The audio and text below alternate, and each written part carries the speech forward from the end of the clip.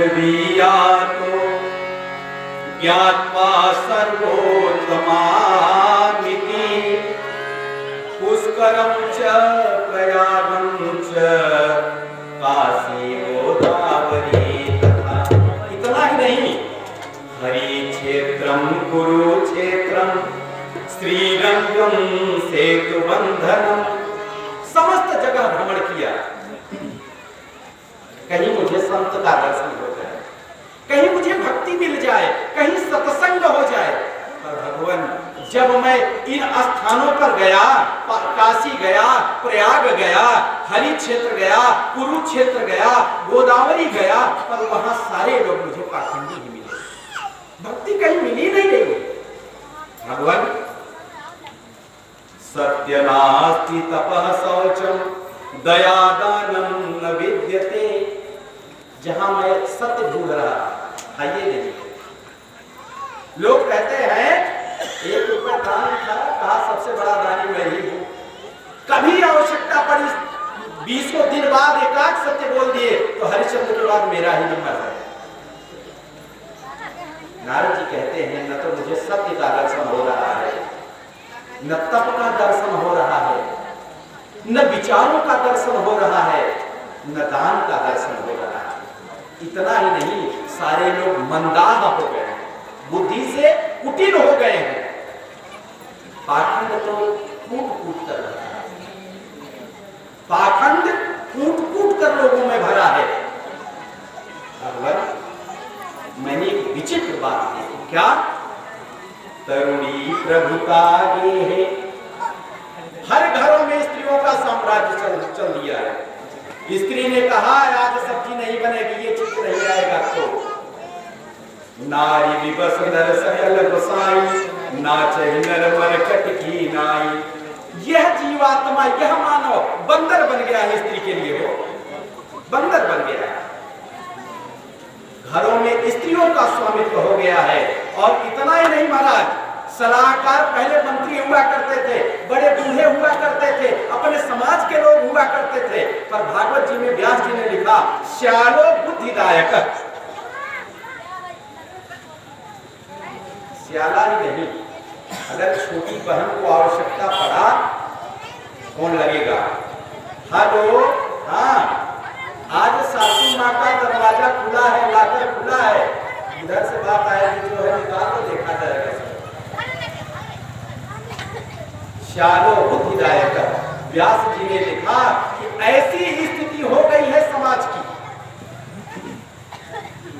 बड़े बूढ़ों के पास कोई बैठना नहीं चाहता। पहले हम प्रणाम करते थे, आयुर्विद्या यशो बलम, 4 चीजें प्रणाम से मिलती है। किससे? प्रणाम से। क्या क्या? आयु, विद्या, यश और बल। और इन्हीं 4 की आवश्यकता होती है जीवात्मा को। समाज में इसी की आवश्यकता है ना। पर अब प्रणाम खत्म हो गया है।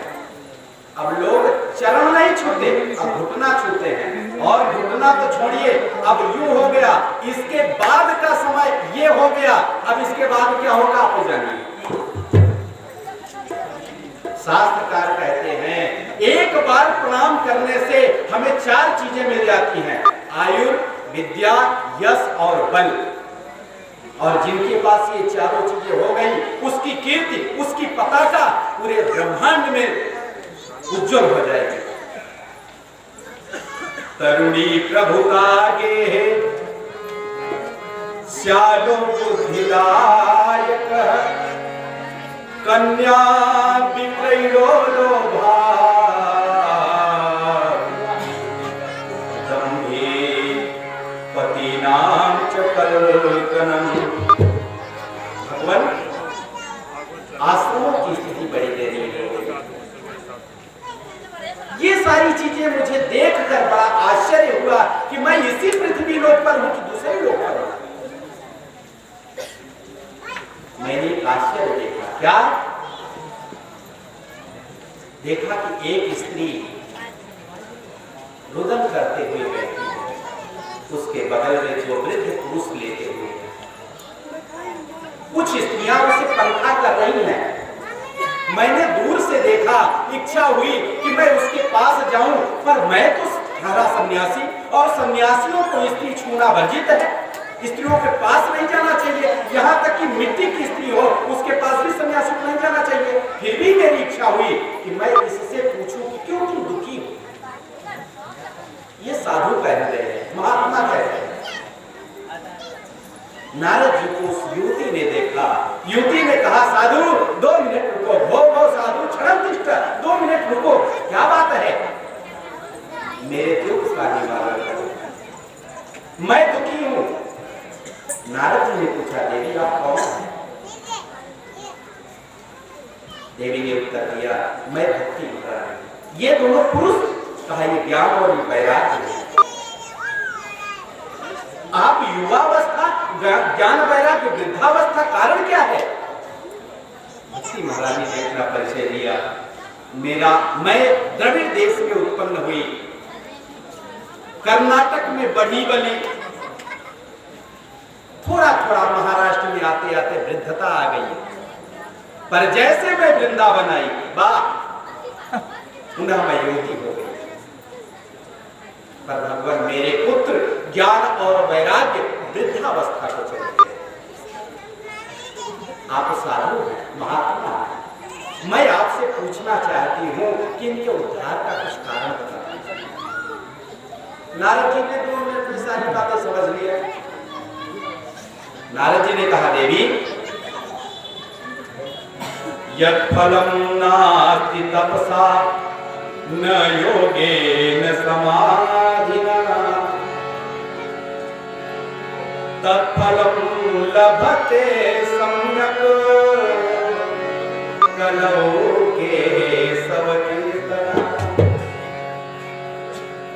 जो फल हमें तप से प्राप्त नहीं होता, ज्ञान से प्राप्त नहीं होता, योगियों के सानिध्य में जाने से प्राप्त नहीं होता, वह फल हमें भगवान का स्मरण करने से मिल जाता है। कलयुग में विशेष कर कलयुग सुमिरि सुमिरि नर उतर नहीं पाता,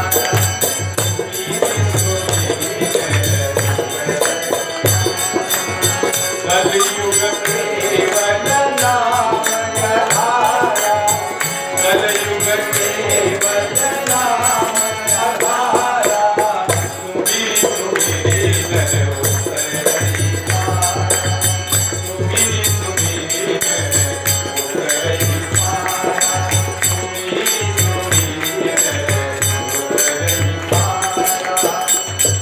नहीं पाता। नारद जी ने कहा देवी आप खेद न करें, दुख न करें, मैं उपाय सोचता हूं। नारद जी ने वेद वेदांग सुना दिया, गीता का बार बार पाठ किया, पर जैसे गीता जी का पाठ होता ज्ञान और वैराग्य थोड़ी आंखें खोलते पुनः सो जाते। अब उन्हें बड़ा आश्चर्य हुआ कि मैं ये सारी चीजें कर चुका फिर भी ज्ञान वैराग्य उठने का क्यों, क्या बात है? आकाशवाणी हुई नारद जी कुछ सत्कर्म करो। अब नारद जी को लगा कि अब इससे बड़ा सत्कर्म क्या है, अब मैं क्या करूं? संतों के बीच में नारद जी पहुंचे, सबसे पूछना शुरू किया भैया सत्कर्म किस पक्षी का नाम है, सत्कर्म क्या है? अच्छा जो सोचता कि नारद जी आ रहे हैं पहले आंख का मुझे लेता, हाँ मुझे जब नारद जी को नहीं पता है, नारद ज्ञानम ददात इति नारद, जो ज्ञान प्रदान करता है जब उसे नहीं पता है तो मुझे क्या पता होगा? सारे ऋषि महात्मा शांत हो गए। नारद जी बदरी के आश्रम पहुंचे, वहां जब चारों कुमार मिले, चारों कुमारों ने कहा देवर्षि आप चिंता न करें, इसका उपाय है मेरे पास। कहा क्या है भगवान? कहा आप ज्ञान यज्ञ करें, सप्ताह ज्ञान यज्ञ। नारद जी ने कहा भगवान मैं वेद वेदांत का उद्घोष किया, क्या इससे बढ़कर है सप्ताह ज्ञान यज्ञ? सनत कुमारों ने कहा देवर्षि यह सप्ताह यज्ञ मत पूछिए क्या है, वेदोपनिषदा सारा जाता भागवती कथा, यह तो वेदों का सार है, वेदों का फल है श्रीमद् भागवत महापुराण। और जो स्वाद वृक्ष में नहीं मिलता वो स्वाद तो फल में मिलता है। आज हम लोग उसका क्या कहते हैं, उसकी पकौड़ी खाए ना, क्या कहते हैं, फूल की हो। अब सोचिए हमारे प्रयाग में वो नहीं खाते, पर यहाँ जब मैंने उसका टेस्ट किया तो बड़ा अच्छा टेस्ट था। क्या वह टेस्ट उस पौधे में मिलता? नहीं मिलता।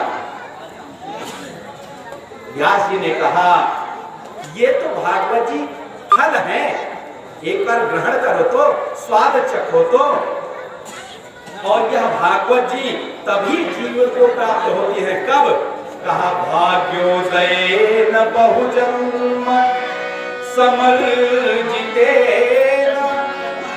सत्संगमं च लभते पुरुषो यदा वै अज्ञान हेतु कृतमोह मदान्धकार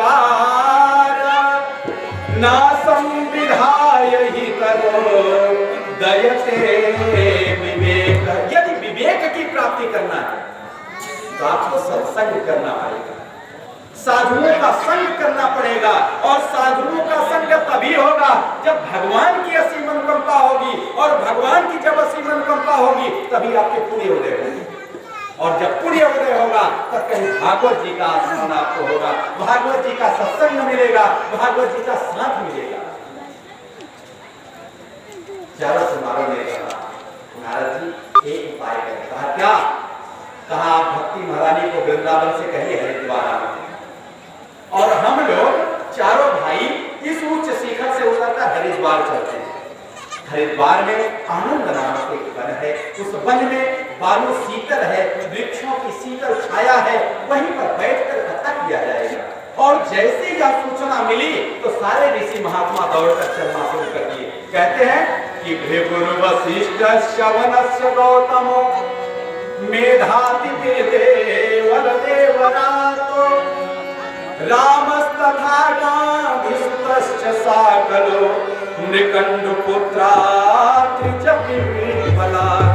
सारे ऋषि महात्मा, चारों वेद, सारे तीर्थ सब जाकर वहां उपस्थित हो गए। कथा का महात्मा शुरू हुआ, यह भी महात्मा चल रहा। अच्छा, हमारे यहाँ एक परंपरा है, सबसे पहले किसी व्यक्ति का महात्मा गाया करना। प्रयाग महात्मा होगा, गंगा महात्मा होगा, भागवत महात्मा होगा, रामचरितमानस महात्मा होगा, रामायण महात्मा होगा। पहले महात्मा, पहले महिमा।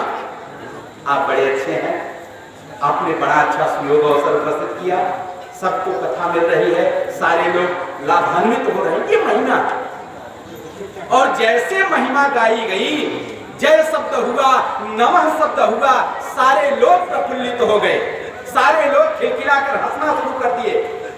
और उसी समय भागवत जी कहते हैं श्लोकार्धम श्लोक पादम वा, जिसके कर्णपुटों में श्लोक का आधा अक्षर पड़ जाए उसका जीवन नवनिहाल हो जाता है, उसे भगवान की प्राप्ति हो जाती है। पर आपके कानों में पढ़ने चाहिए, लेकिन विडंबना ये है कि हमारे कान धर्म कम सुनते हैं, अधर्म ज्यादा सुनते हैं। किसी की निंदा करो तो बड़े गौर से ये कान सुनेंगे, किसी को गाली देना होगा तो ये जिह्वा जो है गिन गिन के गाली देगी, पानी पी पी के गाली देगी।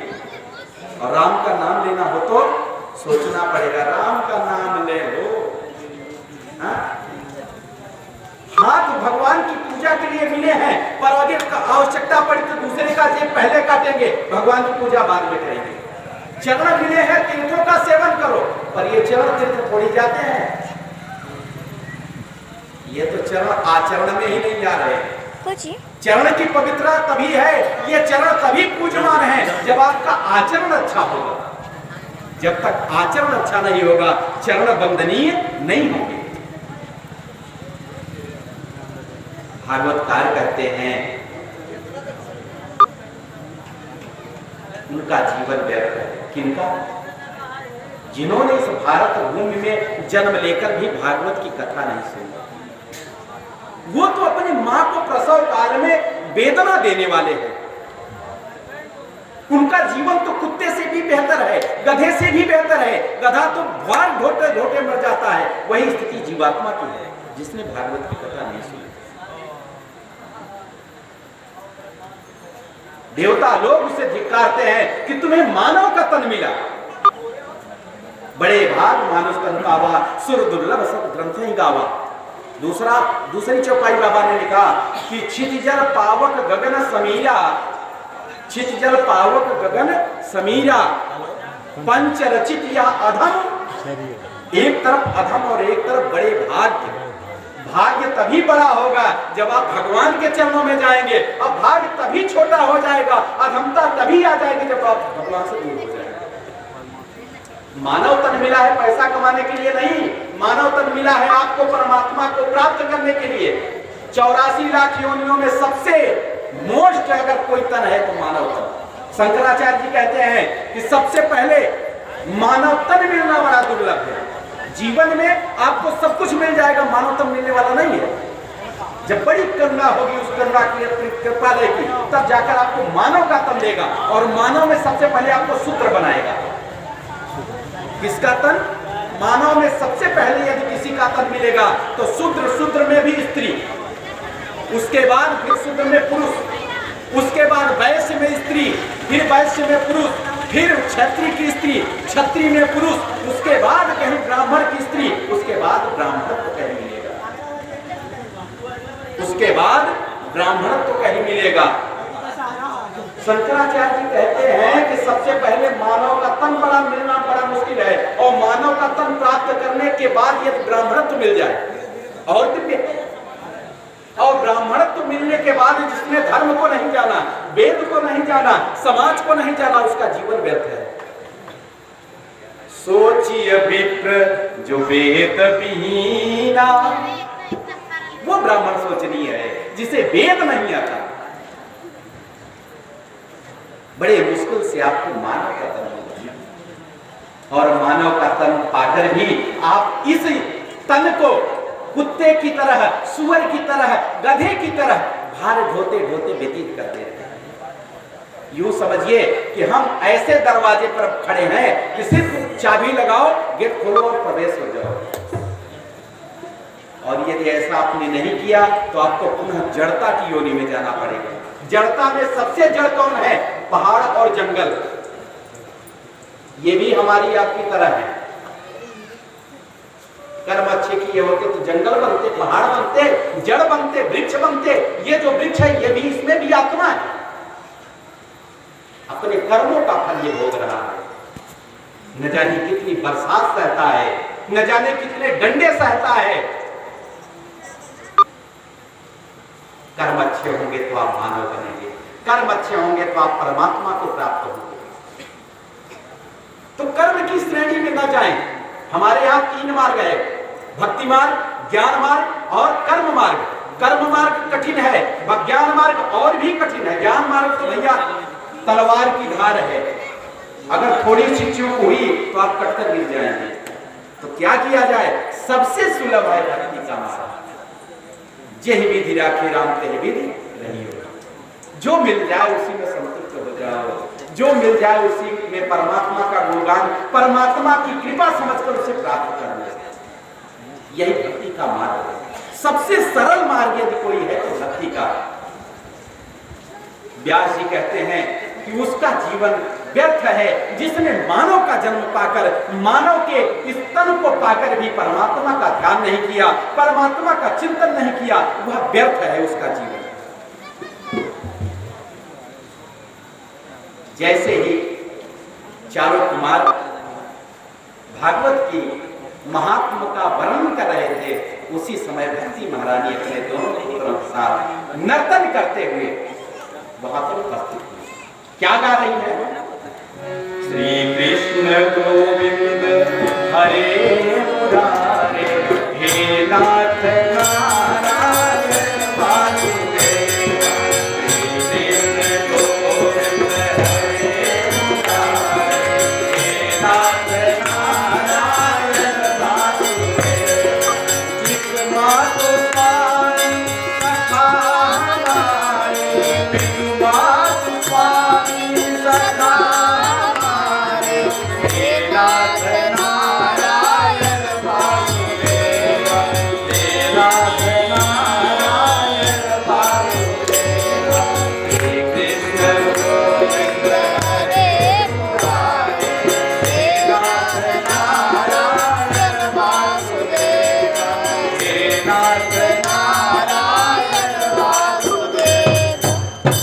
15 मिनट और समय लूंगा।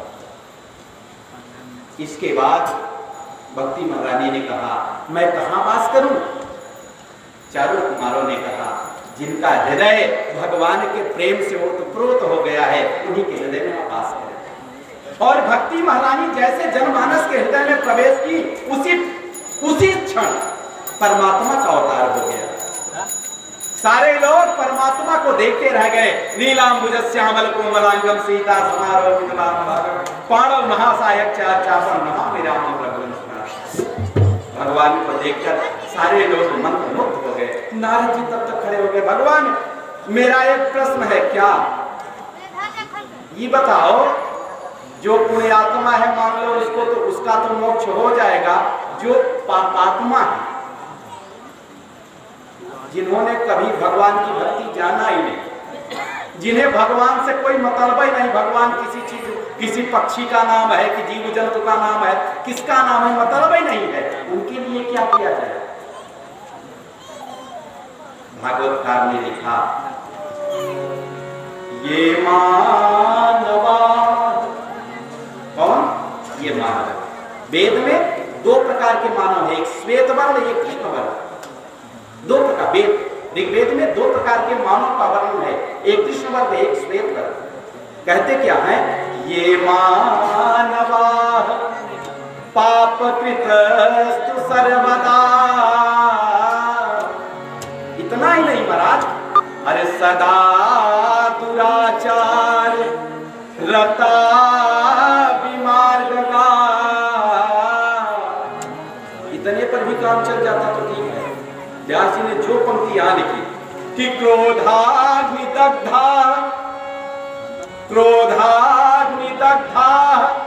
कुटिलास्य कामिनः, इन सारे जीवों के लिए क्या है? सप्ताह ज्ञानेन सप्ताह यज्ञेन कलौ पुनन्ति ते।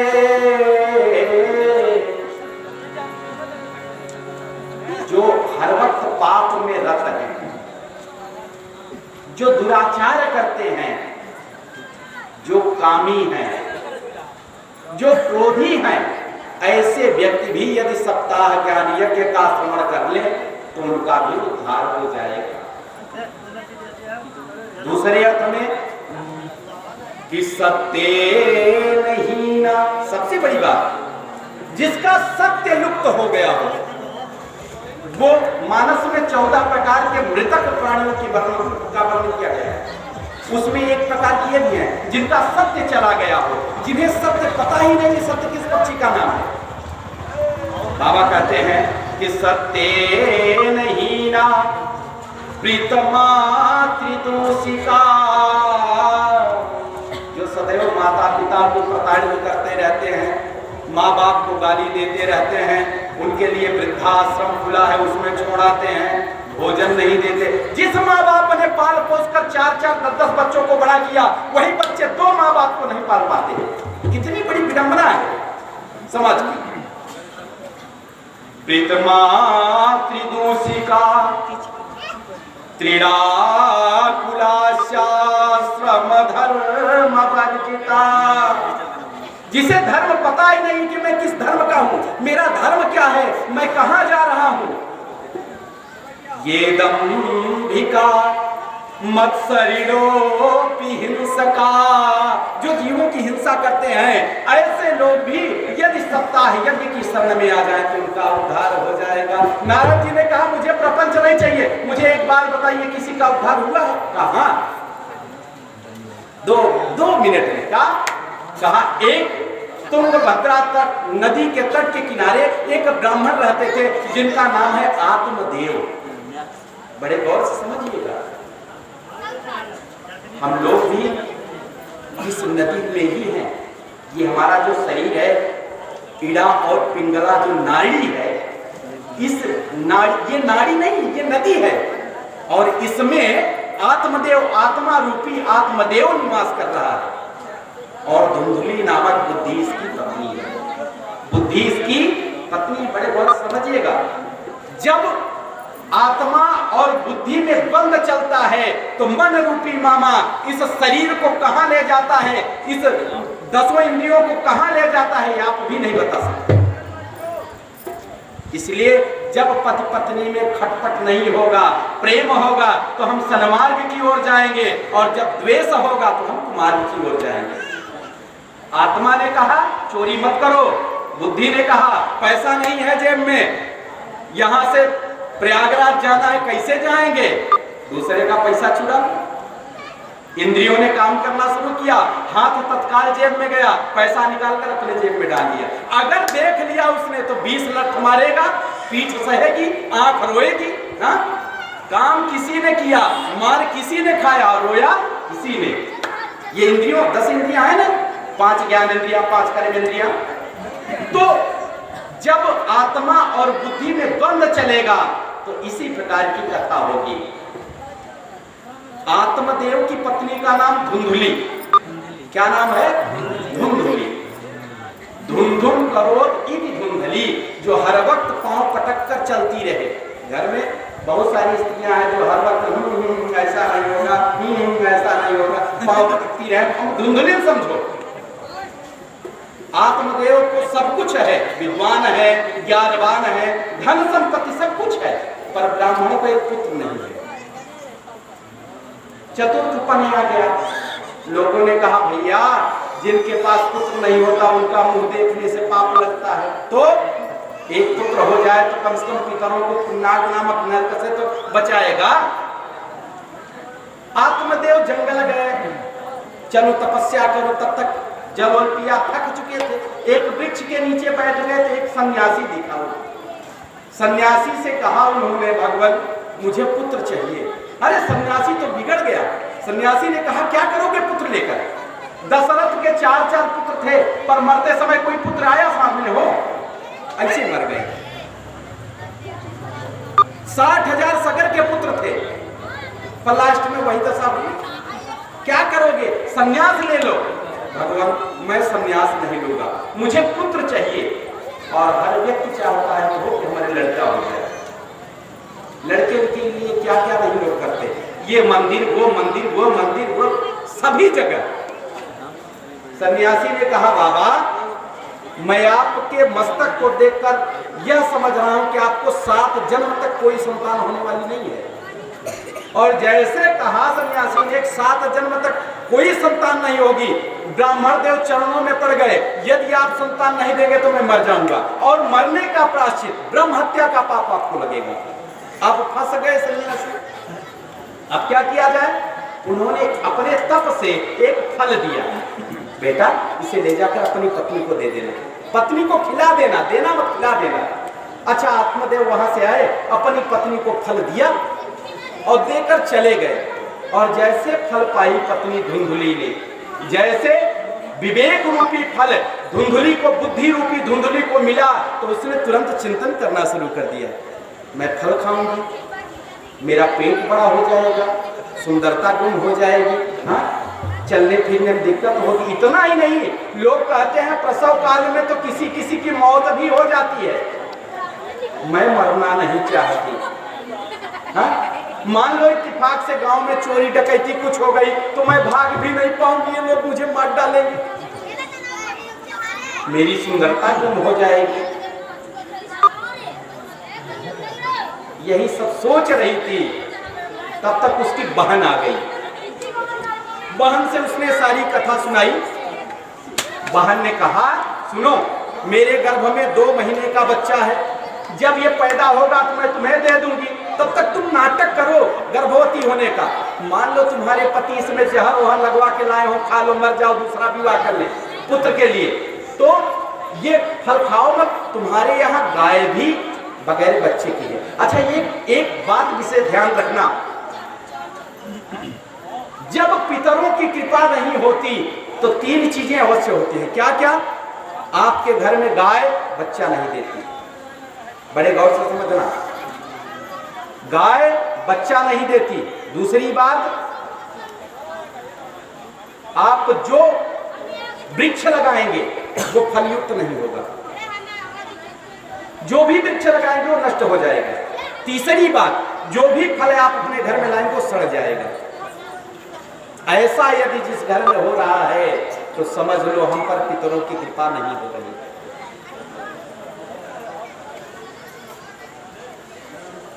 बहन ने कहा आप धैर्य धारण करो, नाटक करो, मैं अपना पुत्र दे दूंगी। अपना पुत्र उसने दिया। अब धुंधुली ने कहा मैं पुत्रवती हो गई, पर समस्या इस बात की है कि मेरे पयोधरों से दूध ही नहीं निकल रहा। अब पुत्र हो तब ना, वात्सल्य हो तब ना दूध निकले, जब वात्सल्य ही नहीं है तो कहां दूध निकले। तो कहा कि मेरी बहन को एक बच्चा हुआ था, बेचारा 2 महीने में नष्ट हो गया। अगर आप कहते तो मैं अपनी बहन को बुला लेती, वही सेवन पालन इस बच्चे के कर देती। आत्मदेव ने कहा बुला लो, मरता क्या नहीं करता, नारी दिवस में सकल गोसाई। बंदर क्या कर सकता है, मदारी जो कहेगा वही बंदर करेगा। तो स्त्री रूपी मदारी ने कहा कि मैं अपनी बहन को बुला लूं। पति रूपी बंदर ने कहा बुला लो। बुला लिया गया, सेवा होने लगी।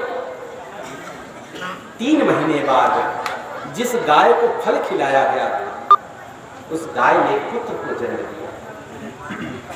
आत्मा राम ने उस पुत्र को जैसे देखा, आत्मदेव ने, गाय काम तो गाय जैसे, बाकी शरीर पुरुष जैसा, उनका नाम उन्होंने किया। आत्मदेव ने उनका नाम किया गोकर्ण। और धुंधुली के बच्चे का नाम जब आत्मदेव ने करना शुरू किया तो धुंधुली ने कहा 9 महीने मैं रखी हूं पेट में, कष्ट मैंने सहा और नामकरण आप करेंगे। हमें लगता है तभी से माताएं नाम करना शुरू कर दी। पहले तो ब्राह्मण किया करते थे, अब डब्बू टब्बू जो भी मन पड़े वही नाम। धुंधुली ने कहा मेरा नाम धुंधुली, मेरे पुत्र का नाम धुंधकारी। मेरा नाम धुंधुली, मेरे पुत्र का नाम धुंधकारी। अब दोनों की तुलना किया गया तो एक महाज्ञानी और एक महाखन। अंततोगत्वा गोकर्ण महाराज तपस्या करने के लिए चले गए और धुंधकारी ने अपने माता पिता को इतना प्रताड़ित किया कि पिता अंततोगत्वा मरने के लिए गए। यही जमाना था, पुत्र के लिए वन में गए, अब मरने के लिए वन में जा रहे हैं। पुत्र से रहे, भगवान पुत्र ना होता तो ज्यादा अच्छा। रहना नहीं देश बेगाना है, कबीरदास जी ने लिखा कि रहना नहीं देश बेगाना है, रहना नहीं देश बेगाना है। ये संसार कागज की नैया, बूंद पड़े गल जाना है, तो रहना नहीं देश बेगाना है। आत्मदेव आए, आत्मदेव ने समझाया, गोकर्ण आए, गोकर्ण ने समझाया पिताजी देह स्थिमान सरुधिरे भीमतिम त्यजत्वम त्यजत्वम। क्या इस देह मांस के शरीर पर आप इतना स्नेह किए बैठे हैं, इसको त्याग दीजिए। क्या करूं? जाके जंगल में भजन कीजिए। जंगल में गए, एक का 10वां स्कंद का पाठ करते करते भगवान को प्राप्त किया। उसके बाद धुंधकारी ने अपनी माँ को एक दिन जलता हुआ आग का एक गुरुआ उठा लेकर खड़ा हो गया। बता धन कहाँ रखा है? वह वित्तम तिष्ठत, तुमने धन कहाँ रखा है, निकाल। माँ कुएं में कूद कर मर गई। 5-5 वैश्याओं को लाया, लूटपाट किया। लूटपाट करने के बाद वैश्याओं ने देखा ये तो लूट रहा है, किसी दिन राजा पकड़ेगा, मुझे भी मारेगा, इनको भी मारेगा। तो वैश्याओं ने क्या किया, उसको फांसी का फंदा लगाया और लटका दिया, फिर भी उसका प्राण नहीं गया। तो वैश्याओं ने क्या किया कि जलते हुए अंगारे उसके मुंह में डाल दिया धुंधकारी, और धुंधकारी जलकर नष्ट हो गया, मर गया। वहीं खोदकर उसी के आंगन में धुंधकारी को गाड़ दिया गया और सारी वैश्याएं धन लेकर 9-2-13 हो गई।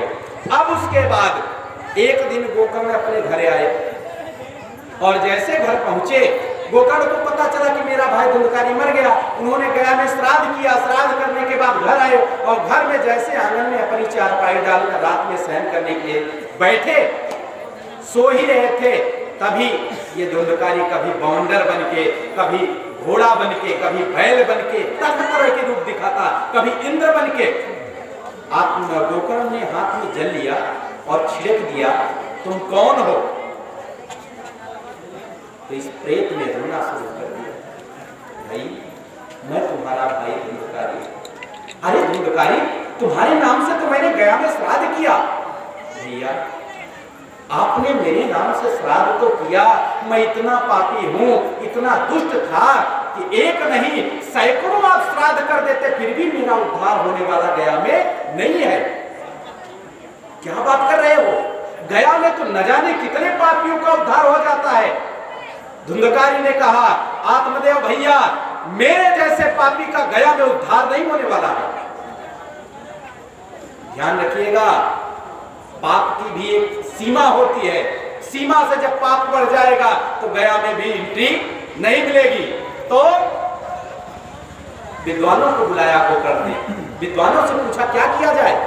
विद्वानों ने कहा मेरी मति काम नहीं कर रही है, सूर्य देव के रथ को रोका, क्या किया जाए। कहा सप्ताह ज्ञान लेके सुनाओ।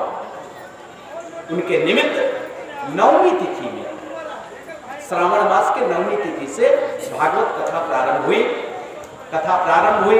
अब धुंधकारी घूम रहा है बाउंडर के रूप में, कहां बैठे, एक 7 पोर का बांस खड़ा था, उसी में वह प्रवेश कर गया। और जैसे पहले दिन की महात्म हुई, पहले दिन का कथा हुआ, एक गांठ फट गई। लोगों ने देखा ये गांठ फट रही, बड़ी आश्चर्य की बात। 7 दिन में 7 गांठ फटी, एक सुंदर विमान आया और यह धुंधकारी नामक प्रेत नीलांबुज हो गया। हाँ? भगवान नारायण के सदृश हो गया, विमान पर बैठा और जाने लगा। तो भैया से कहा, प्रभु आप बड़े पुण्यात्मा हैं, आप हमारे अग्रज हैं, आपने मेरे मोक्ष के लिए यह साधन उपस्थित किया। मैं आज इस प्रेत योनि को त्याग कर देव योनि में जा रहा हूं। गोकर्ण ने देवदूतों से पूछा, कथा तो सबने सुना जितने लोग बैठे हैं, पर मोक्ष एक को मिला, ऐसा क्यों? देवदूतों ने कहा, भगवान यहाँ सुनने में फर्क है। क्या? कोई कथा सुना इस पार से इस पार निकाल के, कोई सोकर कथा सुन रहा है, कोई बांस में लेटकर कथा सुन रहा है, कोई यूं बैठकर कथा सुन रहा है। हा? कथा सुनने में फर्क हो गया। जाकी रही भावना जैसी, प्रमुरत देखी तुम तैसी। तो कथा इस धुंधकारी ने सुना, चिंतन किया, उसको अपने जीवन में उतारा, इसके कारण इन्हें मोक्ष मिला। पुनः कथा हुई और सारे लोग सुने, सारे लोगों के लिए विमान आया और सारे लोग विमान पर बैठकर साकेतवासी हो गए। ये भागवत का महात्म्य है। आज मैंने आपके बीच में भागवत का महात्म्य रखा। कल से प्रथम स्कंद की कथा जहां तक होगी वहां तक कहने का अवसर मिलेगा। समय ज्यादा हो गया, 8 बज गए। आज समय ज्यादा ले लिया, क्षमा चाहूंगा। आइए 2 बार। श्री कृष्ण गोविंद हरे मुरारी,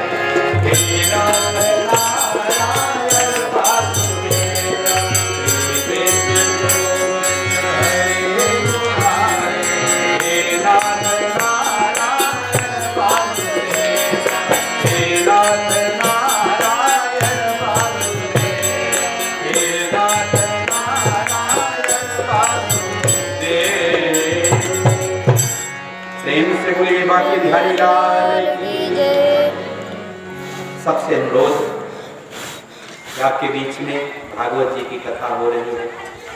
जितने लोग हैं तन्मयता से सुनेंगे तो शायद कहीं न कहीं परमात्मा की कृपा आप सब पर होगी। यदि आप सुनेंगे तो, और नहीं सुनेंगे तो फिर भगवान ही मालिक है, आगे मैं कुछ नहीं कर सकता। आपके बीच में दीदी श्री पधार रही हैं, एक बार ताली बजाकर उनका सभी लोग स्वागत करें।